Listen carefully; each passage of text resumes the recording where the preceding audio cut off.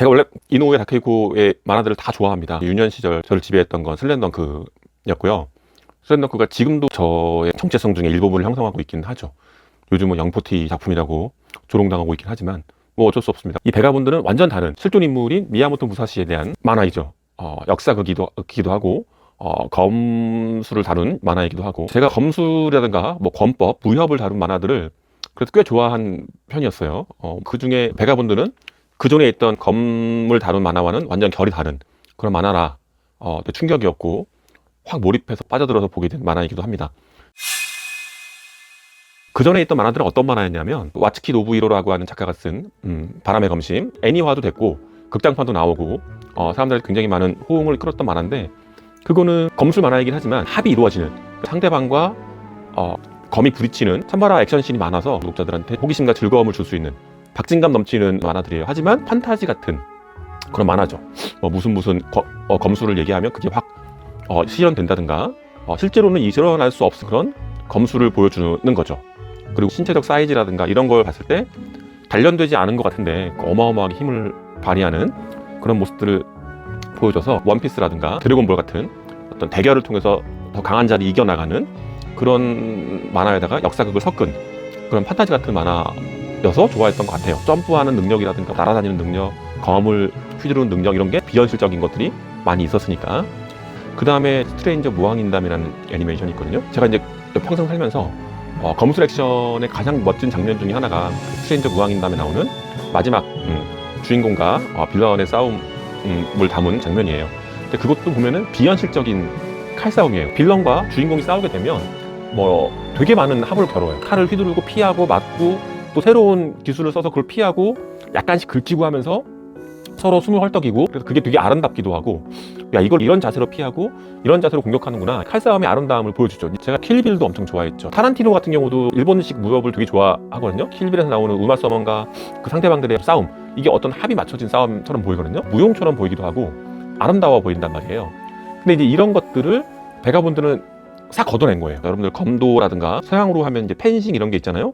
그거 보면은 멋진 합이 나오던가요? 그렇게 안 나오죠. 때리고 맞고 피하고 이런 게 있을 수가 없어요. 주먹으로 하거나 이런 것들은 데미지가 크지 않으니까 이제 개싸움이 되는 건데, 칼로 하는 거는 단 한순간 찰나에 승부가 결정되죠. 펜싱도 그렇고 검도도 그렇고 한 명은 치고 한 명 당하는 거예요. 그게 이제 굉장히 순식간에 일어나는데 실제로 그 진검으로 이루어진다면 포인트를 잃는 순간 그 사람은 생명을 잃는 거죠. 펜싱과 검도 같은 것들이 사실은 더욱더 진짜 검술 액션에 가깝다. 그런 것을 진지한 모습으로 이노우에 다케이코가 베가본드에 담은 겁니다. 여타 권법 만화라든가 칼싸움 애니메이션과 다르게 비현실적인 싸움이 없어요. 어떻게 보면 총싸움과 가까운 거죠. 웨스턴에서는 총은 한 방에 끝나는 거니까 사실은 칼싸움도 한 방에 끝나는 걸로 생각해보면 알 수 있는 거예요. 근데 어릴 때부터 봤던 애니메이션과 만화 때문에 이 칼싸움이 싸우다가 좀 다치면 부활할 수 있고 회복해서 이길 수 있고 이렇게 생각하는데, 실제 칼싸움은 그렇지 않다는 걸 베가본드는 아주 자세하게 보이시죠. 한 칼에 끝나는 거예요. 그래서 번잡스러운 움직임이라든가 무용수다운 움직임, 아름다운 동작 이런 건 없고 단 한순간에 이 사람이 그걸 막으면 이기는 거고, 이 사람이 베어지면 그냥 팔다리가 날아가는 거예요. 긴장된 상황, 싸움이라고 하는 것을 아주 잘 보여주는 거죠. 그럼에도 불구하고 그 싸움에 매몰돼서 싸움이 아니면 살아갈 수 없게 된 인간들이 있고, 그 사람들을 보여주는 거예요. 베가본드는 장난기와 웃음기를 완전 뺀 진짜 정통 무협극이죠. 제가 사무라이라고 하는 문화를 특별히 선호하거나 좋아했던 그런 기억은 별로 없어요. 사실 어릴 때는 약간의 거부감이 있었죠. 갑옷을 입고 그 모양이 되게 기괴하기 때문에, 또 그들이 갖고 있는 군국주의 문화 때문에 별로 좋아하지 않았었거든요. 그런데 그런 것들을 벗어나게 된 게 약한 사람을 도와주고, 하지만 또 호련히 또 떠나는 무사의 스토리를 좋아하게 된 거죠. 아까 말씀드렸던 스트레인저 무왕인담 같은 경우에도 어떤 혼혈인 무사, 이름이 없는 걸로 나와요. 나니시라고 하는 그 빨간색 머리, 그러니까 빨간색 머리니까 일본 사회에서 얼마나 주목을 받고 왕따를 당했겠어요. 그러니까 그 머리를 끊임없이 검정색으로 염색을 해야 되는 무사로 나오는데, 그런 무사가 검술을 어마어마하게 잘 쓰는 거죠. 그래서 사무라이가 어떤 계급으로서의 저에게 다가왔던 게 아니라 검술 실력이 굉장히 뛰어난 방랑객으로서의 그 캐릭터를 되게 좋아했기 때문에 스트레이처 무왕인담에 나온 나니시라고 하는 캐릭터를 되게 좋아했었고, 바람의 검심도 메이지 말기에 메이지 유신을 성공시키기 위해서 에도 막부를 유지하려고 했던 반정 군대들이죠. 메이지 유신을 거꾸로 돌리려고 하는 예전 사무라이들, 그런 사람들과의 어떤 대립 속에서 유신 세력의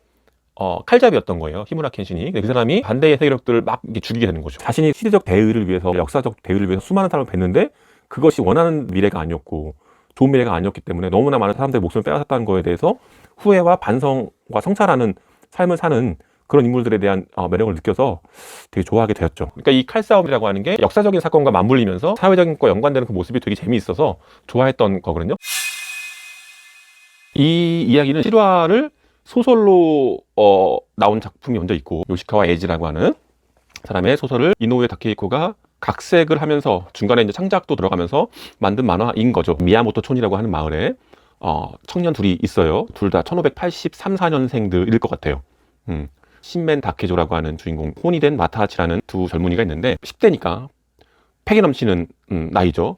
요 친구들이 1600년에 세키가라라고 하는 일본의 큰 싸움이 벌어지게 돼요. 거기에 참전하기 위해서 고향을 떠나서 참혹한 싸움을 겪고 각자 전혀 다른 인생으로 살아가게 되는 인생의 여정을 다룬 작품입니다. 우리나라 같은 경우에는 임진왜란이거든요. 1592년부터 98년까지가 임진왜란이잖아요. 근데 그때 일본이 토요토미 히데요시가 침범을 했고, 저희가 이제 마지막에 이제 싸움에서 이겼죠. 이순신 장군이 도망가는 왜군들을 다 잡아서 죽이려고 하다가 노량해전에서 돌아가셨고, 그게 1598년이에요. 그때 토요토미 히데요시가 이제 죽었잖아요. 그래서 오사카 쪽에 있었던 그 쇼군 집안, 그 집권 세력이 무너지게 된 거예요. 우리나라에 임진왜란 때 파병되지 않았던 도쿠가와 이에야스라는 사람이 도쿄, 에도라고 했죠. 에도 쪽에 세력을 갖고 있었는데 이제 그 틈을 타서 권력을 가져오기 위해서 큰 싸움이 벌어지게 되죠. 기존에 있던 토요토미 히데요시 세력과 도쿠가와 이에야스 세력이 한판 승부를 벌이게 됩니다. 그래서 이쪽에 칸토 지방, 관동 지방이니까 동군이라고 하고, 오사카는 이제 간사이 지방, 관서 지방이니까 서군이라고 하죠. 그래서 이제 많은 다이묘들이 붙어갖고 한타 싸움을 한 거예요. 그 장소가 세키가라라고 하는 곳이고, 실제 보면은 하루 한 8시간 정도밖에 싸움이 나지 않았다고 해요. 그리고 역사적으로 동군이 이겼죠. 권력은 에도 쪽으로 넘어가게 되고, 에도幕府가 시작이 되는 겁니다. 그러니까 천황이 있고 쇼군이 권력을 잡고 있죠. 다이묘라고 하는 영주들한테 땅을 나눠주고 이제 봉건 제도가 진행이 되는 거죠. 신분 질서가 있는 거죠. 쇼군이 있고 다이묘들이 있고 그 밑에 사무라이들이 있는 거예요. 그 밑에는 농민들이 있는 거죠. 신멘 다케조라든가 혼이된 마타하치 이런 애들은 농민이니까 최하층민으로 힘들게 살아가는데, 싸움에서 공을 세우면 사무라이로서 승진할 수가 있고 성공할 수가 있는 거예요. 출세할 수가 있는 거죠. 그걸 노리고 세상에 검 하나를 들고 태어나온 거예요. 근데 신멘 다케조는 태어날 때부터 아버지와의 사이도 안 좋고 어머니에게도 버림받고 동네 사람들은 도깨비라고 귀신이라고 멸칭당하면서 목검으로 13살 때 사람을 때려 죽이기도 하고 싸움을 너무 좋아하는 거죠. 어떤 사페 같은 기질을 가진 거라고 보다는 싸움에 굉장히 특화된 거라고 볼 수 있죠. 여러분들이 지금 이 시기를 기준으로 해서 1600년대의 일본 사회 또는 이제 봉건 사회를 판단하면 안 되는 게, 그때는 신분 사회이기도 하고 사람의 목숨이 그렇게 귀하지 않을 세계거든요. 마타하치도 굉장히 열등감이 많고 겁이 많고 하지만 출세하고 싶고 그런 성격이에요. 다케조하고 친하긴 한데 둘이 완전 달라요, 성격이. 근데 어쨌든 자기의 이기적인 목적 때문에, 여자에 대한 욕심 때문에 친구를 배신하고 도망가게 되는 거죠. 생사를 같이 하기로 했었는데, 하지만 이제 신멘 다케조는 마타하치가 죽지 않았다는 걸 알려주기 위해서, 마타하치에게 늙은 어머니가 있습니다. 굉장히 이기적이고 탐욕적이고 자기 자식밖에 모르는 늙은 엄마입니다. 얘가 죽지 않았다는 걸 알려주려고 고향에 갔다가 다크왕이라는 승려의 계략에 빠져갖고 잡히게 되죠. 잡혀서 큰 나무에 매달리는 고통을 당하게 돼요. 그 고통을 겪다가 플레락이 돼서 그 스님이, 너는 이대로 다른 사람들 죽이고 베고 하다가 너도 칼 맞아 죽는 그런 비참한 삶을 살라고 태어난 게 아니다. 너도 너 나름대로의 삶이 있다. 너에게 필요한 삶이 있을 것이다. 이런 식으로 사람들을 죽이고 마구잡이로 살다가 너도 어느 날 길거리에서 죽는 그런 비참한 삶을 살라고 태어난 거 아니다. 이렇게 얘기를 해서 이제 신멘 다케조가 울어요. 울음을 터뜨리면서 그동안까지 있었던 이름을 버리죠. 신멘 다케조라고 하는, 한자로 읽을 때 다케조인데 그걸 버리고 시라는 음으로 읽을 거예요. 훈으로 읽다가 음으로 읽는 미야모토 무사시로 바뀌고 다시 갱생을 합니다. 그래서 이 미야모토 무사시가 최강의 검객이 되겠다라는 목적을 가지고 일본을 떠돌게 되는 거죠. 첫 번째 찾아가는 곳이 교토입니다. 요시오카 가문이라는 데가 있어요. 큰 도장을 운영하고 있고, 요시오카 겐보라는 사람이 쇼군 도쿠가와 가문의 검술 사범으로도 활약을 했던, 그러니까 봉분을 크게 받아 세력을 갖고 있는 사람이에요. 교토 쪽에 최고의 검객이라고 하는 사람이에요. 근데 그걸 찾아간 거예요. 첫 번째 이제 물려받은 사람이 첫째 형인데 요시오카 세이지로예요. 장난스럽고 또 술 좋아하고 여자 좋아하는 그런 인물로 나오는데 검술 실력이 굉장히 뛰어난 걸로 나와요. 미야모토 무사시가 요시오카 가문을 찾아다니니까 칼을 쓱 대는 거죠. 검이 목 밑으로 들어온 거예요. 세이지로가 돌아가라고, 너는 한 방이면 죽는다, 돌아가라고 하고 또 여자랑 팔짱 끼고 놀러 가는 거예요. 근데 미야모토 무사시가 이제 몸이 부들부들 떨리죠. 내가 수련했다고 생각했는데 이렇게 금방 죽을 수도 있구나. 하지만 멈추지 못해요. 그 도장을 찾아갔는데 거기에 이제 둘째가 또 있어요.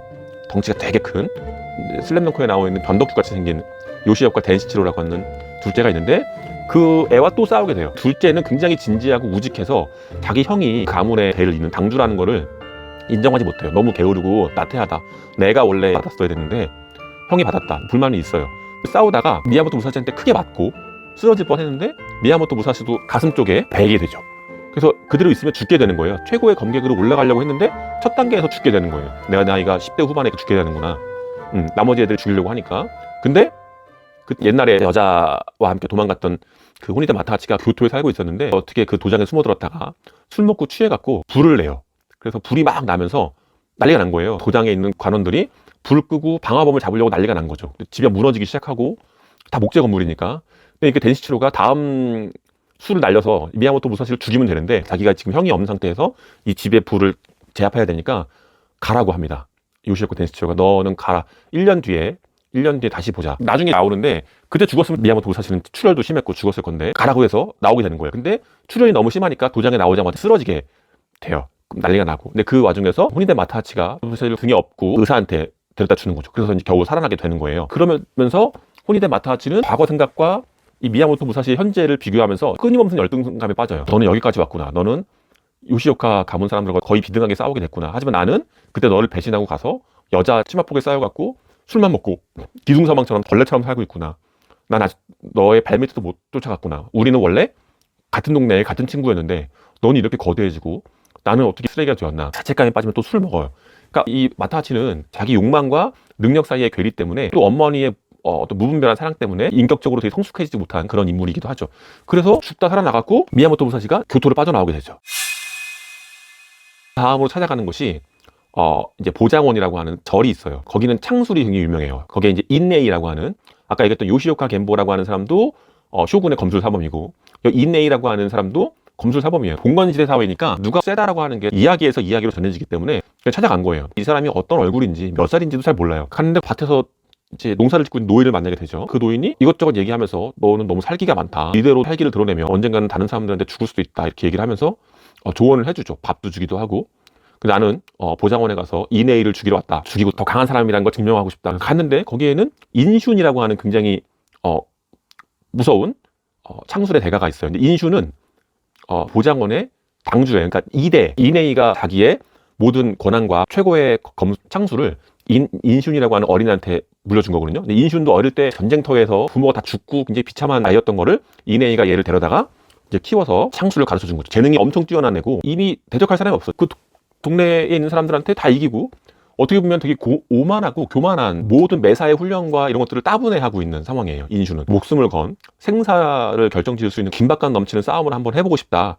이게 인슌의 목적이었거든요. 근데 거기에 미야모토 무사시가 찾아가서 싸움을 건 거죠. 근데 보통 사람이 싸움이 아니라 아성적이고 산짐승 같은 느낌을 가지고 있는 술이어서 첫 번째 이제 싸움을 하게 됐는데 미야모토 무사시가 밀리게 되죠. 인슌이 너무나 센 사람이니까 창술에 두들겨 맞아갖고 거의 죽다시피 해서 실려 나오게 돼요. 미야모토 무사시가 부상당해서 어디로 끌려가냐면 농사지었던 그 할아버지한테 이제 보살핌을 받게 되는 거죠. 그 사람이 이제 이네이라는 걸 나중에 알게 된 거예요. 아, 당신이 이네이냐? 왜 이렇게 늙었냐? 이렇게 늙은 사람인지 몰랐다. 그러더니 너 이렇게 해서는 인슌을 못 이긴다고. 그러면서 인슌을 이길 수 있는 수행을 시켜주는 거예요. 자기 수제자를 이길 수 있는 걸 가르쳐 주는 거죠. 미야모토 무사시한테. 숲에서 굳이 왜 나한테 당신 제자를 물리치게끔 하냐? 그랬더니 내 제자인 인슌은 공포를 모른다. 공포를 알아야지만 훨씬 더 뛰어난 무사가 되는데 공포를 모른다. 근데 중요한 건 내 제자 인슌에게 목숨을 위협할 만한 상대가 없다. 나는 내 제자에게 공포를 가르쳐 줄 수 없다. 난 너무 늙었기 때문에 스승이지만 가르쳐 줄 수가 없다는 거예요. 근데 때마침 운명인지 네가 나타났다. 그래갖고 가르쳐 주고 그 숲에서 인슌과 1대1 싸움이 벌어지게 됩니다. 근데 인슌이 처음으로 창에다가 칼을 달아갖고 이제 싸우게 되는 거죠. 그 둘 다 죽어도 딴말 하지 않기로 스승이 이제 보고 있는 거죠.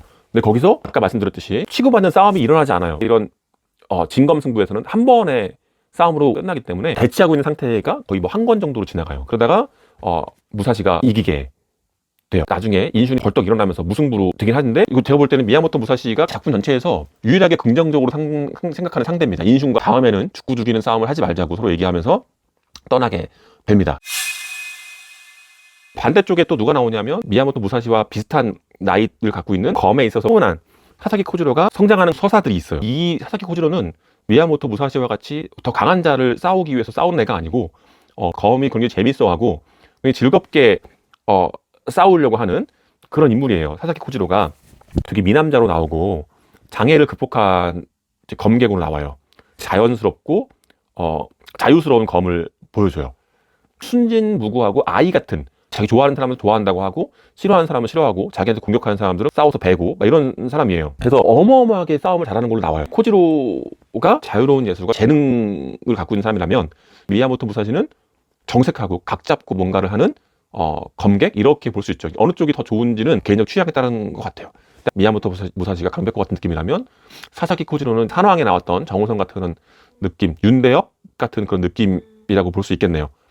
독자들은 미야모토 무사시와 사사키 코지로가 그럼 둘 중가 더 쓴 거냐, 한쪽은 진지하게 죽고 죽이는 싸움을 통해서 수련을 겪는 사람이고 한쪽은 애써 강함을 추구하진 않지만 필요한 싸움이 있을 때는 항상 이겨서 자기가 강하다는 걸 증명해내는 사람이에요. 나중에 둘이 붙으면 누가 이길 것이냐라는 그 호기심을 자아내게 되는 거죠.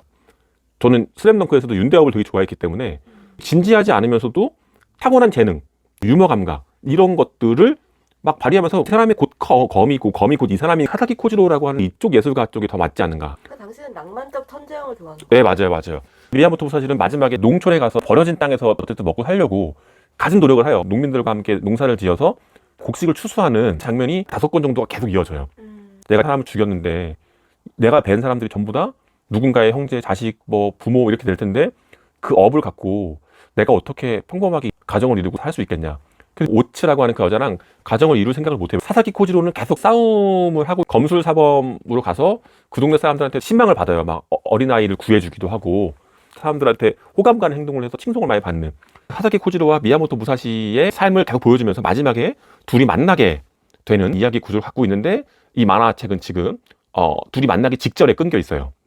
사람들은 되게 아쉬워해요. 마지막 건이 발행된 지도 벌써 한 10년 가까이 된 것 같거든요. 그래서 제가 이제 계속 돌려보는데 저는 이게 이대로 완결이 안 나도 좋을 것 같아요. 작가가 담으려고 했던 것들은 거의 담은 것이 아닌가 생각을 합니다. 이게 역사적 사실이기 때문에 결말은 누구나 다 알고 있습니다.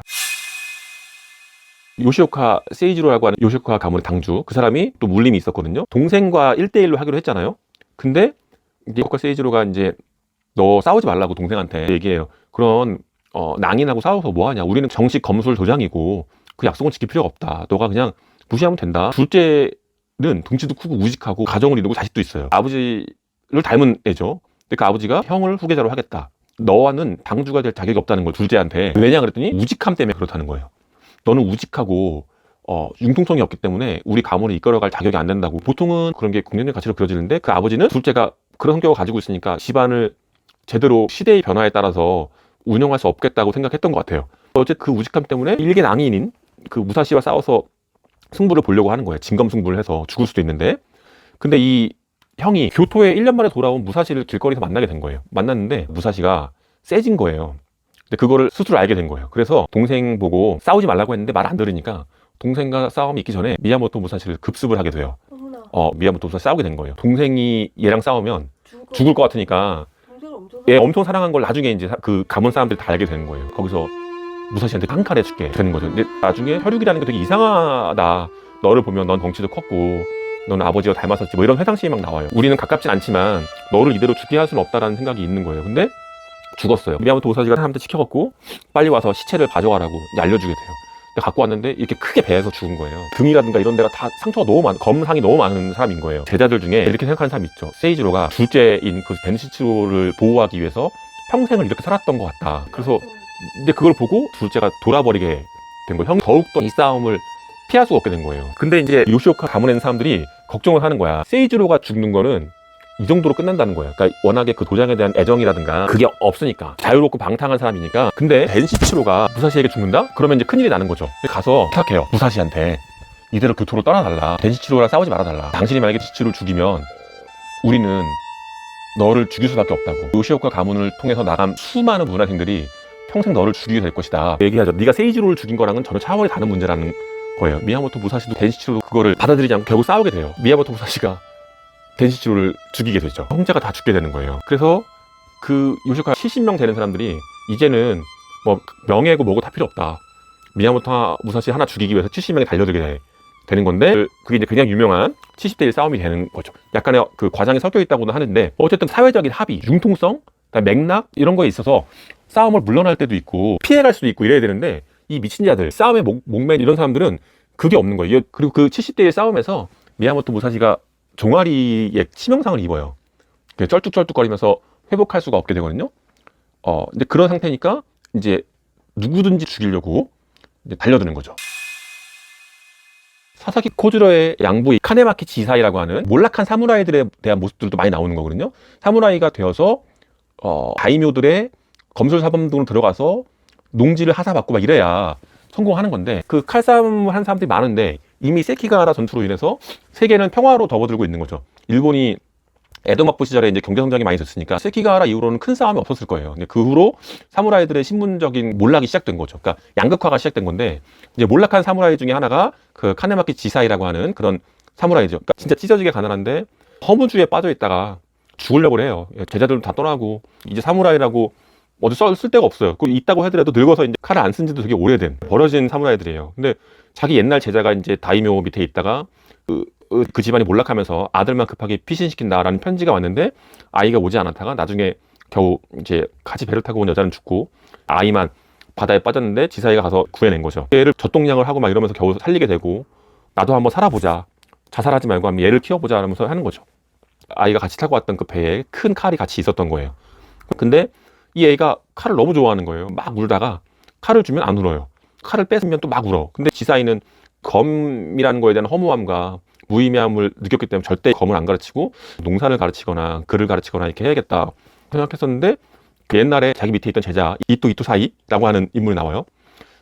이 사람도 어떤 칼싸움을 너무 잘하는 최강자 중에 하나예요. 과거 회상씬에서 코지로의 아버지가 이토 사이한테 맞아갖고 쓰러진 장면. 너는 왜 제자들끼리 싸워갖고 얘를 이렇게 만들어놨냐 막 하니까 더 이상 배울 게 없어서요. 스승님 저랑 한번 1대1로 싸워볼까요? 근데 그때 이제 쫄게 된 거죠.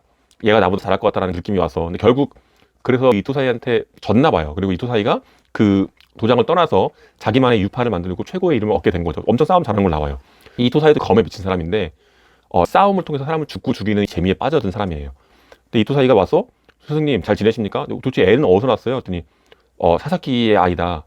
이토사이는 이 아이가 말을 못한다는 걸 알아챈 거예요. 카네마키 지사이는 몇 년 동안 얘를 이제 젖먹이를 키우고 했는데도 애가 어찌 이렇게 말이 눈누 막 이러면서 키우고 있었는데 이토사이가 스승님은 옛날이나 지금이나 남에 대한 관심이 전혀 없네요. 이 애가 말을 못하는 거 몰랐냐고. 굉장히 큰 충격을 받게 되는 거죠. 이토사이는 이 아이가 칼싸움이라든가 이런 거 재능이 있다는 걸 단박에 눈치를 채요. 잘 한번 키워보시라고. 그리고 떠나게 되죠. 근데 이 사람은 아이한테 칼을 가르치고 싶지 않은 거예요. 문자를 가르치기 시작한 거죠. 히라가나를 가르치는 거예요. 말을 못하니까 이제 필담이라도 할 수 있게 하려고. 근데 이 사이에 이 마을에 문제가 생겨요. 이제 후도라고 하는 또 하나의 몰락한 사무라이가 그 마을에 왔던 도적들을 다 싸워서 막아준 거예요. 막아주는 것까지는 좋아요. 사무라이의 원래 역할이라고 할 수 있으니까. 근데 그 마을로부터 조공을 받기 시작하는 거죠. 내가 너희를 구해줬으니까 이제 뭐 곡식을 내놔라.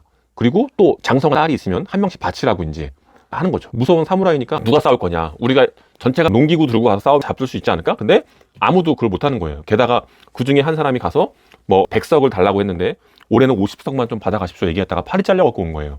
그러니까 다들 너무 겁을 먹고 이 사람을 어떻게 처리할지 모르는데 이제 그 집에 장성한 딸이 있어서 이제 바쳐야 되는 때가 온 거죠.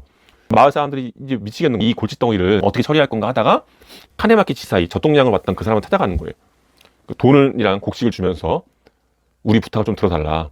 당신 사무라이였지 않냐. 뭐냐 그랬더니 이러이러한 일이 있다. 그 사람을 좀 처리해달라. 라고 하는데 선뜻 그러겠다고 말 못하는 거예요. 그 큰 도장의 사범이었던 사람인데 칼을 안 잡은 지 오래됐고 죽고 죽이는 싸움은 이제 애도 있고 못하겠는데 돈을 많이 주고 먹을 걸 많이 주니까 한번 해보기로 하고 간 거죠.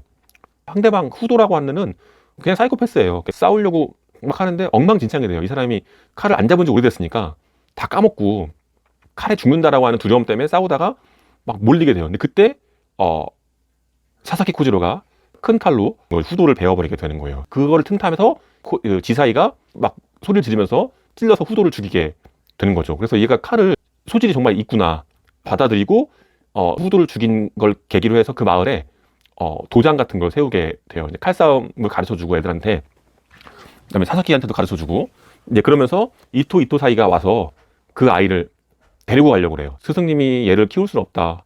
얘 호랑이에요. 호랑이를 스승님이 어떻게 키우냐고. 호랑이를 내가 데리고 가겠다고 해서 이제 이토사이와 동행을 하게 되고 이제 세키가하라 전투에서 미야모토 무사시랑 만나게 되는 그런 장면이 잠깐 나와요. 근데 나중에 사사키 코지로가 이토사이의 손가락을 베요. 자기 스승의 제자였으니까 사형이죠. 사형에. 그래서 이토사이가 굉장히 놀래게 되는 거죠. 이렇게까지 싸움을 잘할 줄 몰랐고 미야모토 무사시한테는 어깨를 베이게 돼요.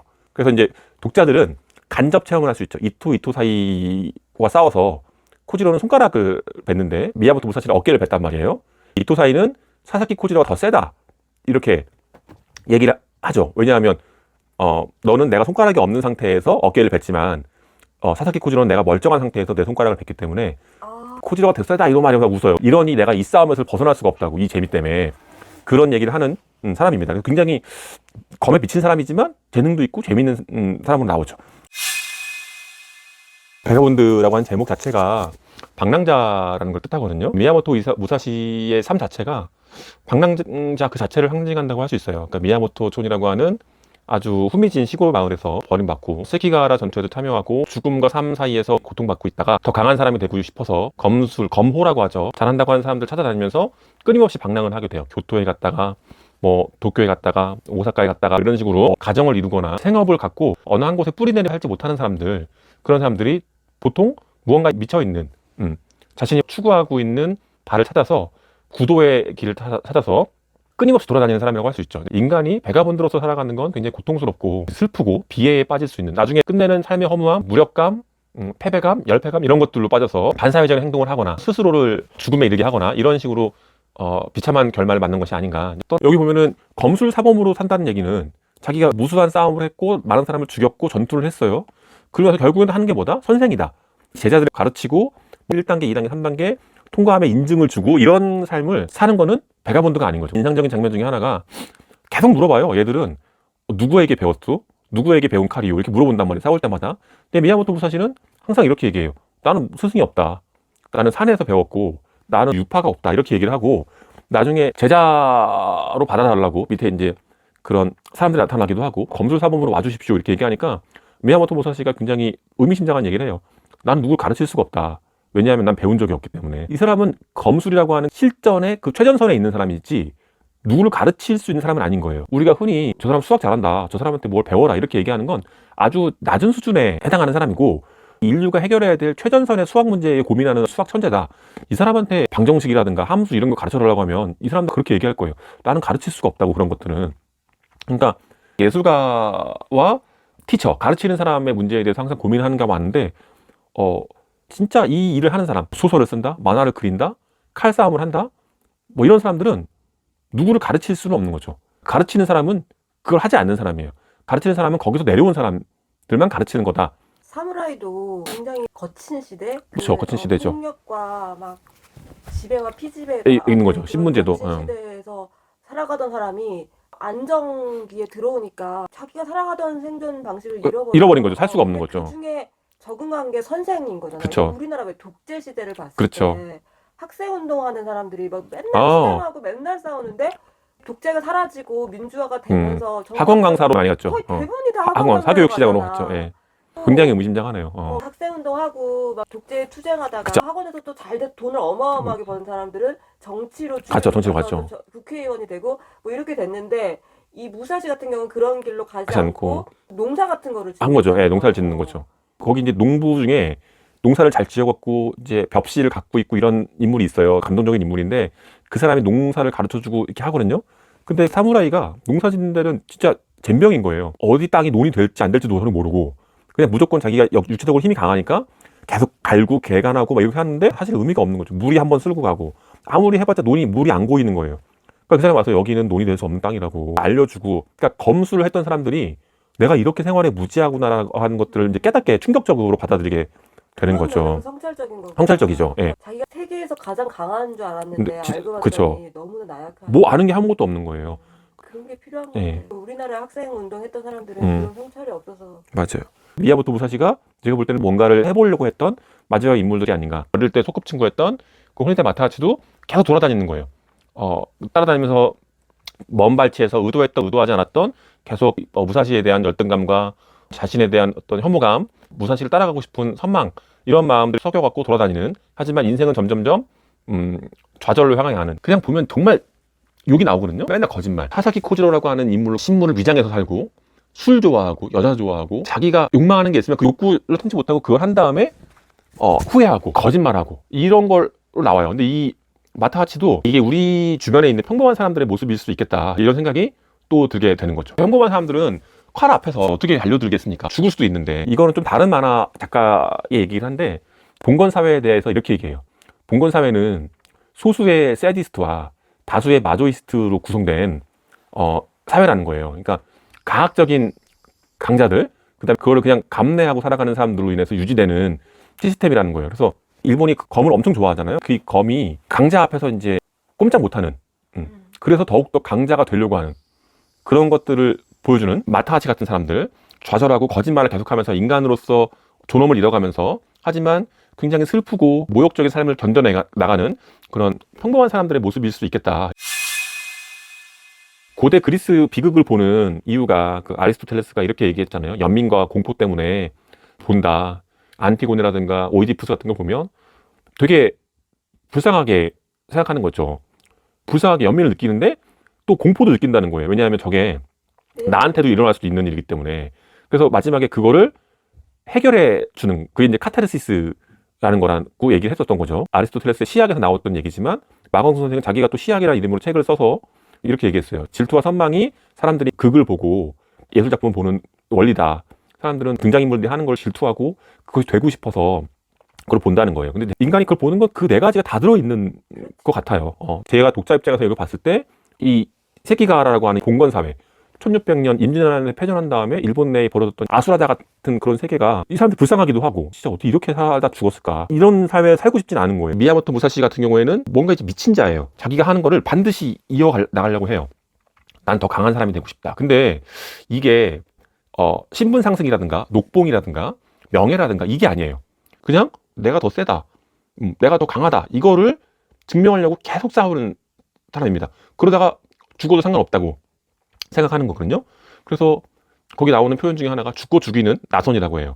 내가 더 세면 배고, 내가 약하게 되면 배워서 죽는 그런 수라와 같은 삶을 살려고 하는 거예요. 그때도 이미 신분제도가 공고화된 상태인 거죠. 근데 그거를 마다하고 오직 강함, 물 위에서 가는 거예요. 이렇게 얘기해요. 너도 이 정도 됐으면 미야모토 무사시의 이름을 알려줬다. 유명한 사람이 됐으니까, 최고의 검술자가 됐으니까 이게 누구도 너를 죽이러 올 거 아니냐.